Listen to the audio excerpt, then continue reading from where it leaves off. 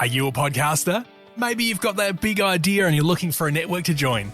The multi-award-winning Ozcast network can get your content to eyes and ears all over the world. Join now for the first month free, and you could be featuring this sound at the beginning of your podcast. Ozcast. Simply head to ozcastnetwork.com for details.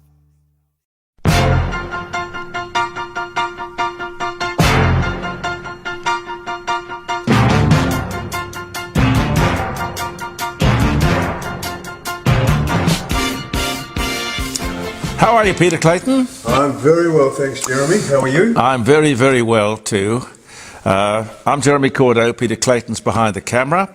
Welcome to the Court of Public Opinion from the garage, where I hope you'll get a little taste for the sort of stuff we do and maybe join us on Friday and get more involved. By that, I mean just make a phone call and have your say about what you will.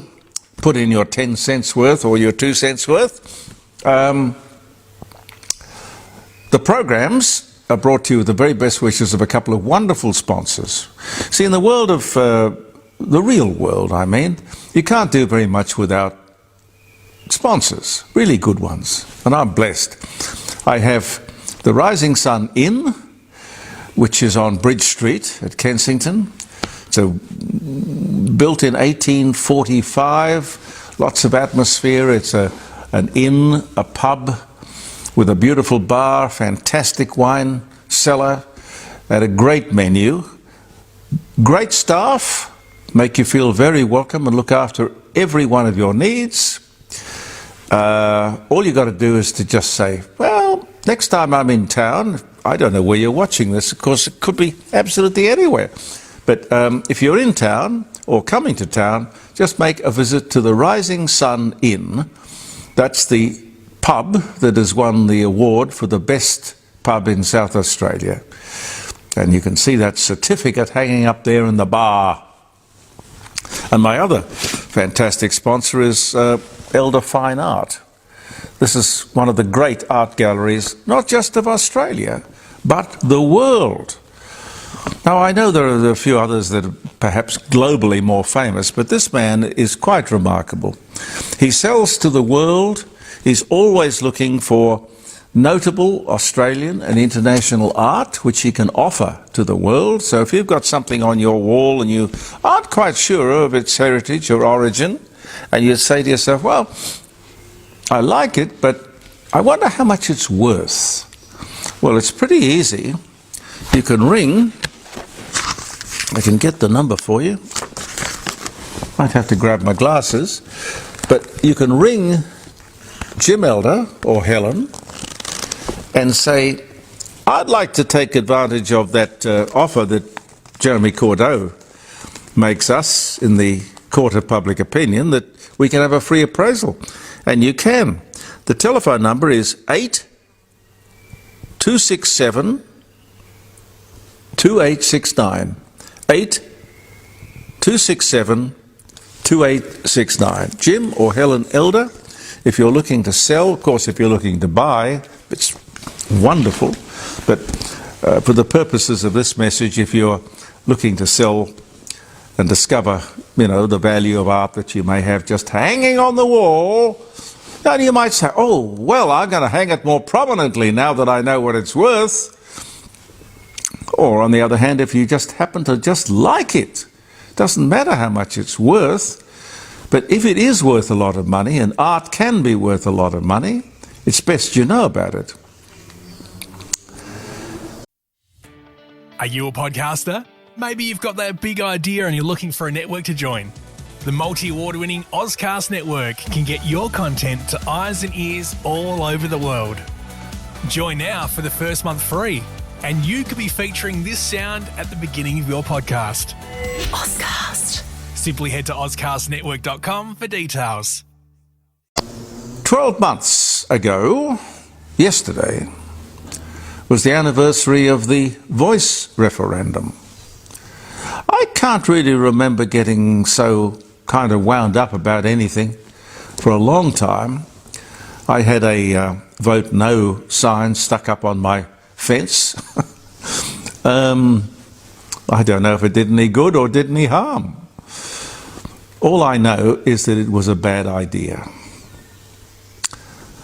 We are not a country divided by race, and God help us that we never are. The left think nothing of the democratic process of division. Well, maybe they'd be a bit more careful in the future. All over the country, they are somehow manoeuvring to get this voice thing through the back door or another door. Labor will keep it up indefinitely. I really don't know what their main game is. What are they hoping to fix?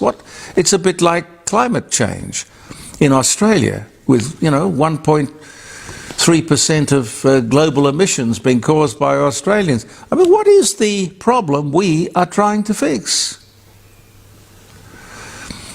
The Labor premiers have decided to ignore His Majesty King Charles when he visits Australia soon. They are snubbing the monarch. That's not what the vast majority of Australians would want. But to them, what the hell does that matter? Total disrespect. The highest office and officers in the country. Are you a podcaster? Maybe you've got that big idea and you're looking for a network to join.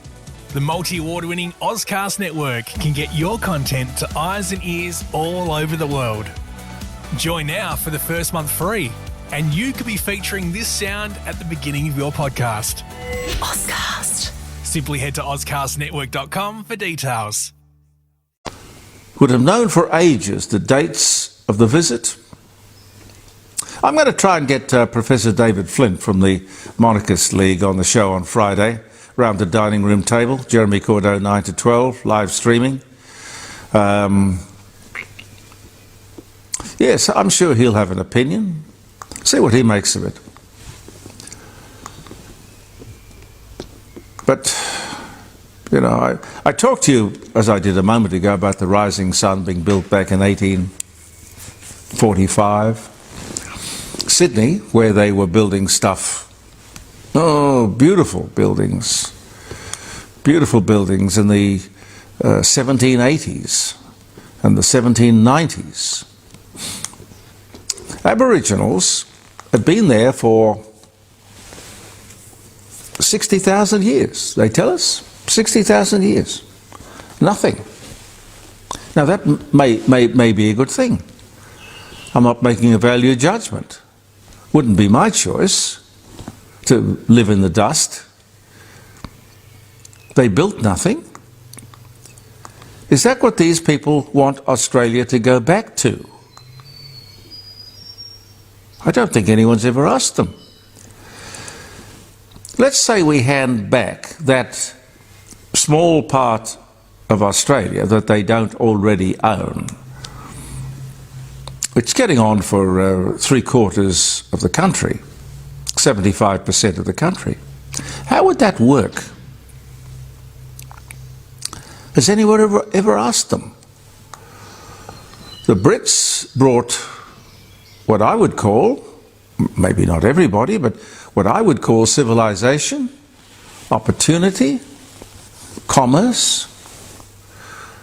What would Aboriginals bring? Or let alone have brought to the country? Dot paintings was very recent. That was 1970. I don't know. I really don't know. That was a white man's invention, not Aboriginal. It was a white man's invention, that's true. And Albert Nabatjira, great artist, I love his work. He was taught by white people at a mission how to paint, and he was just one of these God-given, gifted people who was able to take to it. wonderfully. I don't think you can buy an Albert Namatjira now for under $40,000 or $50,000. And quite rightly so too.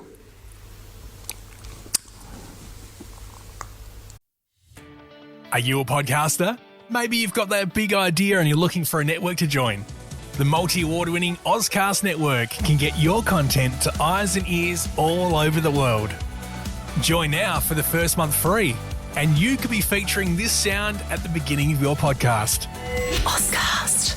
Simply head to ozcastnetwork.com for details. I don't know what these people, as I said a moment ago, I don't know what the problem is they're trying to fix. Now, something a bit different. We have a remembrance coming up. It's an exhibition at the State Library of South Australia. And you know what it is in remembrance of? It's the Australian motor car and the Australian motor car industry. Can you believe that? The car industry is reduced to a memory in Australia. I never thought I'd ever see that great Australian car industry relegated to a memory. Successive Liberal and Labor governments have failed to understand the importance of the car industry. Old man Holden, when he was making carts and horses and harnesses, he understood what the importance of transport was. Now, it's a disgrace, really. Senator John Button and the Button Plan, God help us, that was under Keating. That was the death knell. What the hell would this idiot know about the car industry? A left-wing socialist Labor guy from the 1950s, a member of the party when Whitlam and Labor sold out the workers of Australia. So, of course, the car industry was in their sights. You want to listen to it again, you can. It's simply, you just Google, go to Google and say, what can you tell me about the Lima Declaration? It'll tell you. That was a typical, we had to destroy the industry to save it. Yes. The Liberals were in office when the industry died. This was madness. But the grave was dug by Whitlam. You know, we made good cars in Australia. Successive governments failed to realise this and failed to protect the industry. It wasn't trendy to protect our industry. We did subsidise the car industry with taxpayers' money till the industry went out of existence. I'm from the government and I'm here to help you. Be careful if anyone ever says that to you. Thank you, Senator Button. Every car we made was far too expensive. It was Labor Party policy. The Button Plan, the trade union movement, it was the Liberals, the Labor Party incompetence over many years. Now we see China, one of the countries back in 1975 that Whitlam wanted to help. He signed the Lima Declaration, which committed us to divesting Australia's manufacturing industry in the interests of places like China, third world countries. This is back when China, of course, was a peasant economy. Now they describe themselves as emerging. They ain't emerging, they're a powerhouse, an economic military powerhouse, thanks to people like Gough Whitlam and Lance Barnard, his deputy.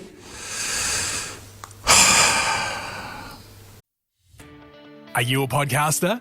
Maybe you've got that big idea and you're looking for a network to join. The multi-award-winning Ozcast network can get your content to eyes and ears all over the world.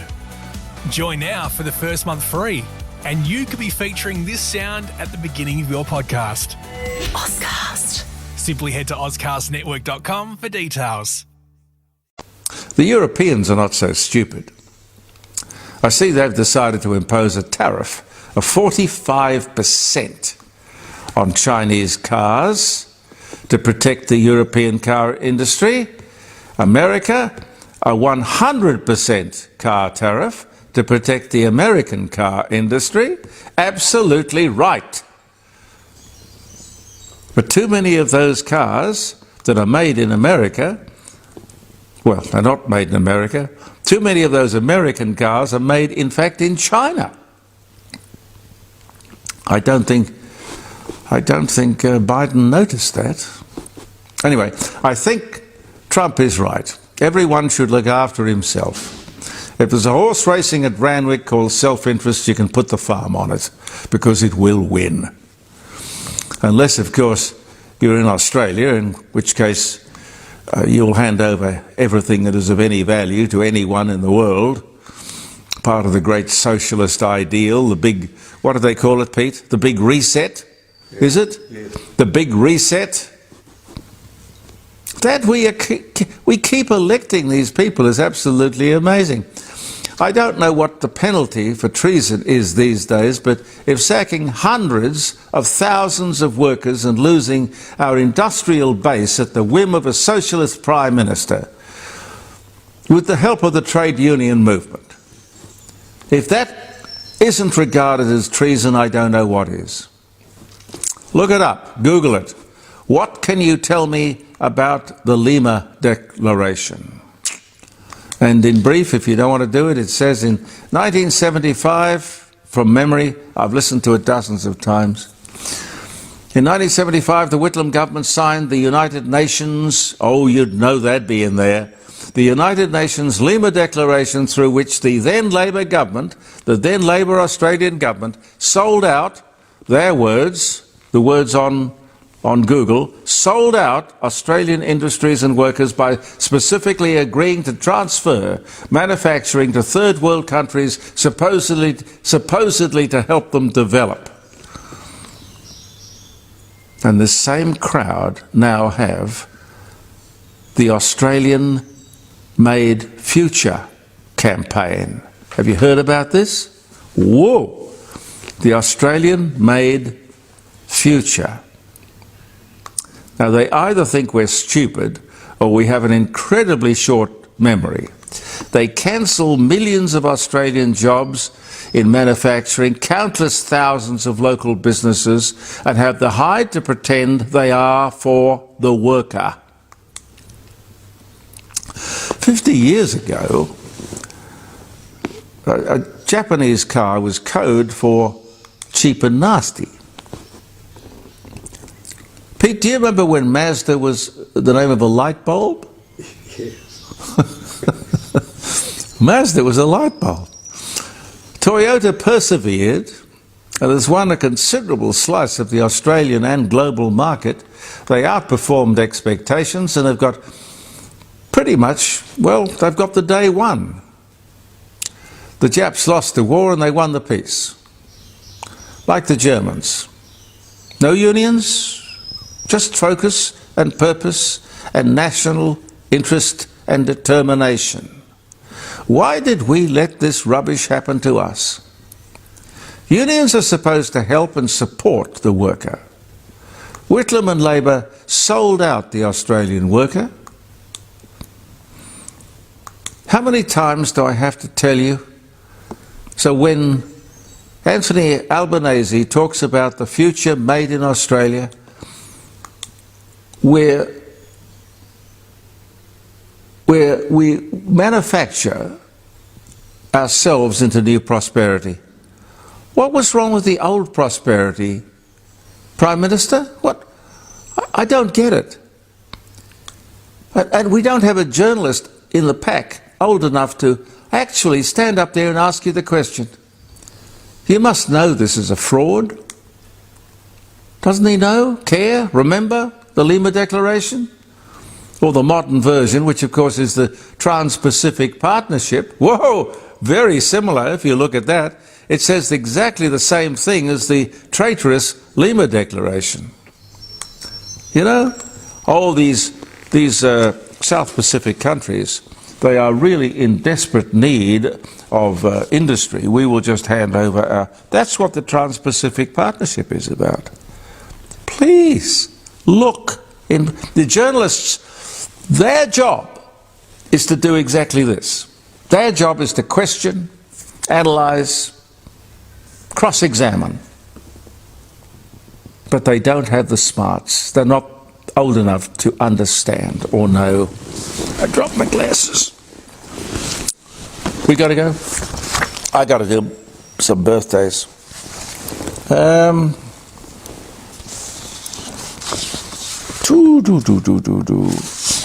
are we? Oh yes, the 15th. I hope it's going to be a great day on the 15th. Oh, country music artist Dolly Parton releases her big hit, which was called Jolene. I never liked Jolene. It kind of yelling. It wasn't country. I think it was an attempt to make some sort of crossover thing. Anyway, that was in 73. Are you a podcaster? Maybe you've got that big idea and you're looking for a network to join. The multi-award-winning Ozcast network can get your content to eyes and ears all over the world. Join now for the first month free, and you could be featuring this sound at the beginning of your podcast. Ozcast. Simply head to ozcastnetwork.com for details. 1940 on this day, October the 15th, heavy German air raid on London, 400 killed. London's Waterloo Station was bombed by the German Luftwaffe. That was this day in 1940. Sarah Ferguson, English Duchess of York, born in London, England, on this day in 1959. Dutch exotic dancer Mata Hari is executed by firing squad for spying for the Germans during World War I. That was 1917 on this day. Penny Marshall, American actress, The Odd Couple, Laverne and Shirley, director of Big, Awakenings, A League of Their Own, the producer of Cinderella Man, born in the Bronx. She died, I didn't know Penny had died. Penny died in 2018. She was also in Happy Days, I think. But she was born in 1943. Henry Perky patents a machine he developed with William Ford, for the preparation of cereals for food, otherwise known as shredded wheat. You ever had shredded wheat? No. No, me neither.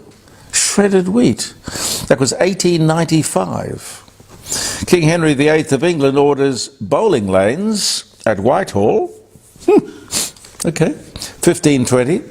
I Love Lucy, starring Lucille Ball, Desi Arnaz, debuts on CBS television on this day in 1951, and an era was born.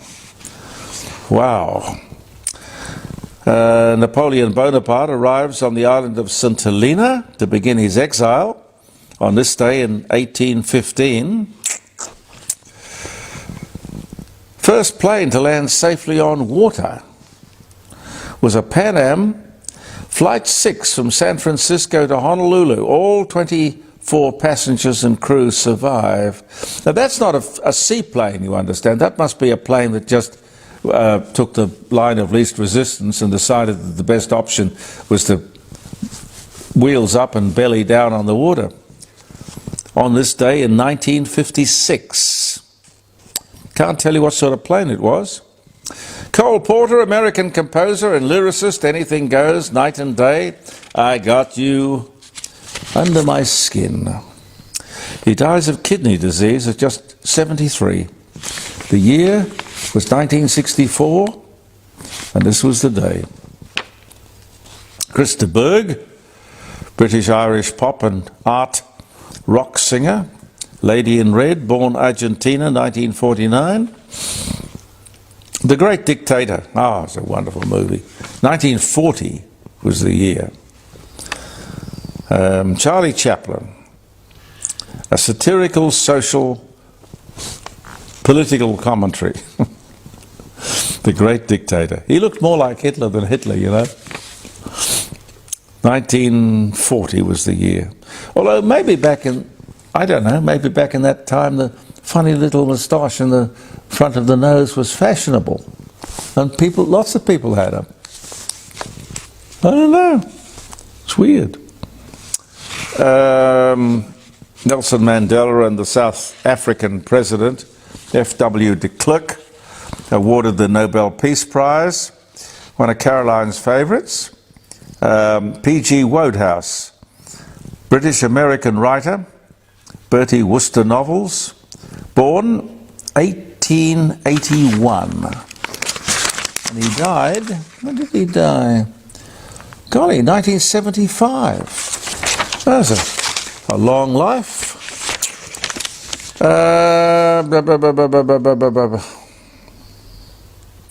Maybe one more. 1885, Frank Hurley, Australian photographer. Ernest Shackleton's Imperial Trans-Antarctic Expedition. 1914 to 1916, the Australian Army, World War I, World War II. Born in Glebe, New South Wales. Died in 1962, but born this day in 1885. The great Frank Hurley. Oh, and The Untouchables, starring Robert Stack, premieres on US television on this day in 1959. Do you remember the day for any reason? I hope it's been a very happy day. Thank you very much for being with us in the Court of Public Opinion here in the garage. We'll be back tomorrow. And of course, don't forget Friday around the dining room table. Lots of interesting guests and stuff for 3 hours, live streaming. Say goodbye, Peter. Goodbye. Peter and I say goodbye, and we'll see you in the morning. Believe in yourself, and thank you for viewing the Court of Public Opinion.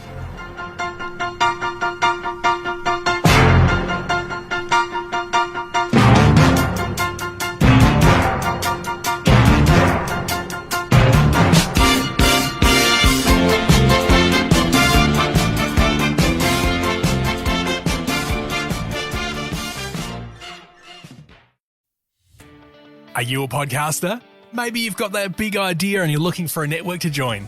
The multi-award-winning Ozcast network can get your content to eyes and ears all over the world. Join now for the first month free, and you could be featuring this sound at the beginning of your podcast. Ozcast. Simply head to ozcastnetwork.com for details.